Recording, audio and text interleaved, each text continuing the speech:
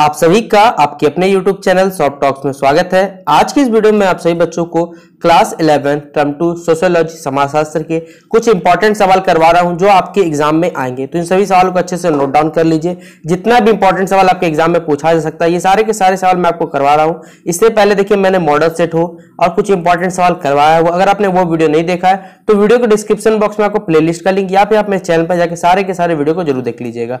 तो फिलहाल अगर ये वीडियो पसंद आता है तो वीडियो को लाइक करें, चैनल पे नहीं हुआ है तो चल के सब्सक्राइब करें, जितना हो सके इस वीडियो को अपने दोस्तों से शेयर करें। तो चलिए आज का वीडियो हम लोग शुरू करते हैं। देखिए हमारा पहला सवाल आपसे पूछा हुआ है कि परिस्थिति तथा भूमिका से आप क्या समझते हैं या फिर इन दोनों का क्या तात्पर्य होता है। तो देखिए दो अलग अलग वर्ड है, एक परिस्थिति एक भूमिका है। तो देखिए जब कोई व्यक्ति किसी खास अवस्था में एक आपको खास कंडीशन दिया हुआ है, कुछ एक खास टाइम दिया हुआ है, उस समय में अगर कोई आपको निश्चित पद कोई प्राप्त होता है तो उस सिचुएशन को हम लोग क्या कहते हैं, परिस्थिति कहा जाता है। याद रखिएगा। इस प्रकार एक व्यक्ति के देखिए इस प्रकार कह सकते हैं जो कोई भी मनुष्य है या फिर कोई भी व्यक्ति है उसके जीवन में देखिए अनेक परिस्थितियां हो सकती है। जितने समूह में व्यक्ति का संबंध होता है उतने ही परिस्थितियां उनके साथ घटित हो सकती है। यानी हर टाइप में अलग अलग कंडीशन डिपेंड करता है, तो परिस्थिति कितने प्रकार की हो सकती है। भूमिका का जो तात्पर्य होता है उन सभी कार्यों से होता है जिनकी एक विशेष, जिसमें क्या होता है खास क्या होता है, परिस्थिति के अनुसार मनुष्य से पूरा करने की क्या होती है, एक आशा या फिर लालसा होती है। समाजशास्त्रीय अध्ययन में परिस्थिति और भूमिका की अवधारणा क्या है, एक दूसरे से जुड़ी हुई है, यानी एक दोनों दूसरे से जुड़े हुए हैं। एक के अभाव में दूसरे की व्याख्या नहीं की, यानी एक अगर नहीं है तो दूसरे की व्याख्या हम लोग नहीं कर सकते हैं। जहां पर परिस्थिति हो वहीं पर भूमिका का होना एकदम आवश्यक है और कंपलसरी है, ये बात याद रखिए। आर लिंटन ने भी कहा था कि प्रत्येक परिस्थिति जो होती है एक विशेष भूमिका के साथ क्या जुड़ी हुई है। किसने कहा था, ये कथन आपसे पूछा जाएगा एग्जाम में, याद रखिए 1 नंबर सवाल में, कि प्रत्येक परिस्थिति एक विशेष भूमिका से जुड़ी हुई है। तो याद रखिएगा आर लिंटन ने कहा था, ये शब्द कहा था। ठीक है, ये सवाल आपको एग्जाम में पूछा जाएगा, मार्क कर लीजिए, VBI में आएगा। ठीक है, अगला सवाल है संयुक्त परिवार। यानी देखिए संयुक्त परिवार यानी ज्वाइंट फैमिली जिसे आप कहते हैं, उसकी 4 विशेषताएं हमें बतानी है। तो क्या क्या होती है 4 विशेषता संयुक्त परिवार की। तो पहला तो सामान्य निवास।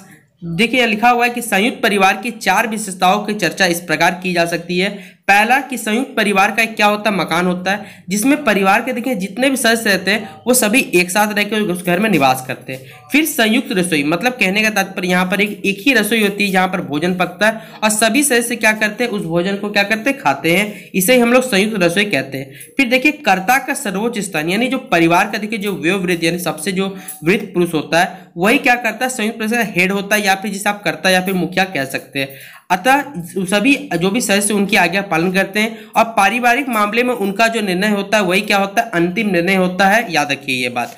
अगला है हमारा सामान्य संपत्ति। यानी देखिए संयुक्त परिवार में संपत्ति का स्वामी कोई एक व्यक्ति नहीं होता, मतलब कह सकते हैं कि एक मालिक नहीं हो सकता।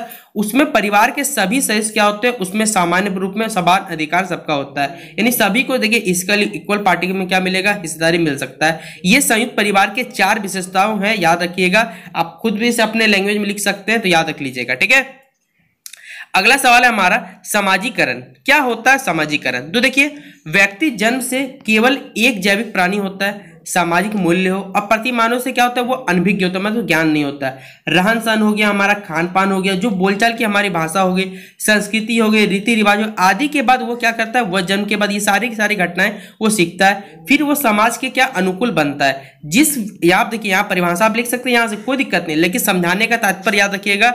अगर ये सवाल 3 नंबर में आएगा तो इस प्रकार लिखना है, ये नहीं कि एक लाइन में लिख के पार कर दीजिएगा। ठीक है, देखिए जिस प्रक्रिया के माध्यम से व्यक्ति समाज के क्या अनुकूल बनता है उसे हम लोग क्या कहते हैं, समाजीकरण कहा जाता है। याद रखिएगा, यानी जिस प्रोसेस के द्वारा व्यक्ति क्या समाज के अनुकूल मतलब रहन सहन सीख जाएगा, खान पान सीख, बोलचाल भाषा, इसे हम लोग क्या कहते हैं, समाजीकरण कहते हैं। ठीक है, अगला है हमारा सामाजिक अनुसंधान। क्या होता है। तो देखिए अनुसंधान का तात्पर्य बार बार, अनुसंधान मतलब होता है देखिए बार बार खोजने से होता है।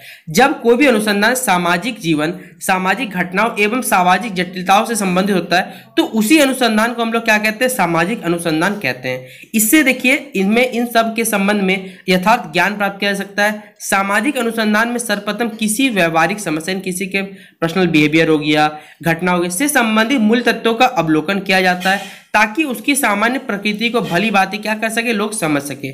सामाजिक अनुसंधान में यथार्थताओं की वैज्ञानिक विधि द्वारा खोज पर विशेष बल दिया जाता है। सामाजिक अनुसंधान का जो अर्थ होता है, सामाजिक अनुसंधान को एक ऐसा वैज्ञानिक प्रश्न के रूप में प्रस्तुत किया जाता है जिसका उद्देश्य होता है वो तार्किक एवं क्या हो, क्रमांक पद्धतियों के द्वारा नवीन तथ्यों की खोज एवं पुराने जो भी तथ्य हैं उनकी परीक्षा और सत्यापन, उनके सभी कर्मों हो गए, पारस्परिक संबंधों, कार्यकारण की विधि एवं व्याख्या को संचालित करने वाले स्वभाव, नियमों एवं को विश्लेषण करता है। ठीक है, तो ये होता है हमारा सामाजिक अनुसंधान, ये कहलाता है। ठीक है, अगला सवाल है हमारा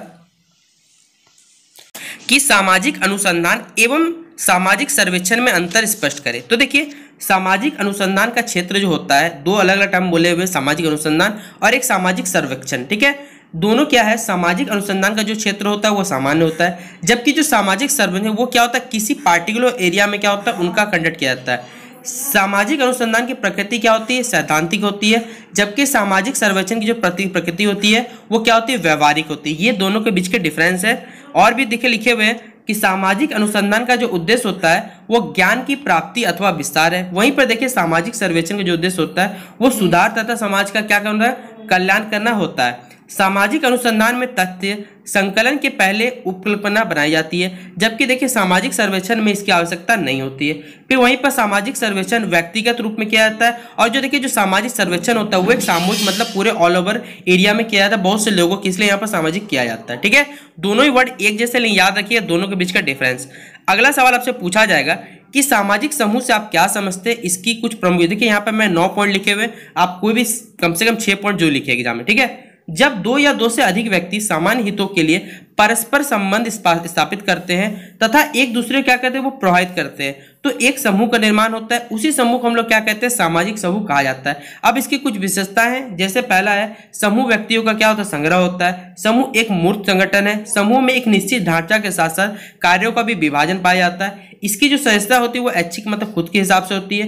इसका जो उद्देश्य होता है वो इसका सामान्य उद्देश्य होता है। इसका आकार एक अनिश्चित होता है क्योंकि कोई फिक्स नहीं कितने लोग जुड़ सकते हैं। इसमें कुछ ना कुछ स्थायित्व अथवा पाया जा सकता है। यह क्या एक सत्ता है, और साथ ही साथ इनके जो सदस्यों के बीच अनिवार्य रूप से सामाजिक संबंध पाया जाता है। ठीक है, अगला सवाल हमारा, संस्कृति से हम क्या समझते हैं और इनकी विशेषताओं की हमें विवेचना करनी है। तो देखिए इनके अनुसार संस्कृति वह जटिल समग्रता है जिसमें ज्ञान हो गया, विश्वास, कला, नैतिकता, कानून और तथा प्रथा एक ऐसी ही अन्य क्षमताओं और आदतों का हमारा समावेश होता है जिसे मानव समाज का सदस्य होने के नाते प्राप्त करना है। इन परिभाषा के अनुसार संस्कृति क्या एक जटिल संपूर्णता है जिनकी सभी इकाइयां क्या अभौतिक है। पेडिंगटन ने संस्कृति में भौतिक तत्वों को सम्मिलित करते हुए संस्कृति की परिभाषा इन शब्दों में दी है कि संस्कृति उन भौतिक और बौद्धिक साधनों या फिर उपकरणों का संपूर्ण योग है जिनके द्वारा मानव अपनी जैविकी और सामाजिक आवश्यकताओं को संतुष्टि करता है और पर्यावरण से अनुकूल बनाता है। इस प्रकार उन्होंने संस्कृति में भौतिक और अभौतिक दोनों के तत्वों को क्या किया, शामिल किया। इस प्रकार हम ये समझ सकते हैं कि देखिए संस्कृति जो है भौतिक तथा अभौतिक तत्वों की वो जटिल संपूर्णता है जिसे व्यक्ति समाज के सदस्य होने के नाते प्राप्त करता है तथा जिसके माध्यम से संपूर्ण जीवन व्यतीत करता है। अब देखिए इसकी कुछ विशेषताएं आपको बतानी थी, तो यहाँ पर टोटल 8 विशेषताएं कि संस्कृति सिखा हुआ व्यवहार है, संस्कृति हस्तांतरित होती है, संस्कृति व्यक्तिगत नहीं होती, वो सामाजिक होती है। प्रत्येक समाज की अपनी क्या विशेष संस्कृति होती है, समाज में अनुकूलन का गुण होता है, संस्कृति मानव आवश्यकता को पूर्ति करता है, वहीं पर संस्कृति समूह की आदर्श होती है, संस्कृति में संतुलन तथा संगठन होता है। ठीक है, तो ये था संस्कृति से आप क्या समझते हैं और इनकी विशेषताओं का क्या विवेचना करना है। टोटल मैंने आपको आज के इस लेक्चर में 7 सवाल करवा दिए हैं।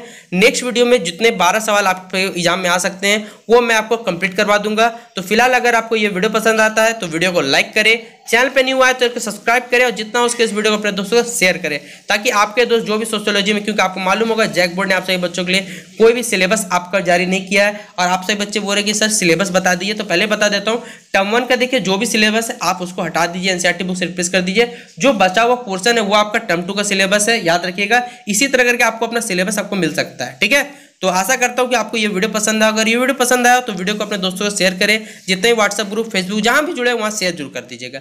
चलिए मिलते हैं नेक्स्ट वीडियो पर अपने।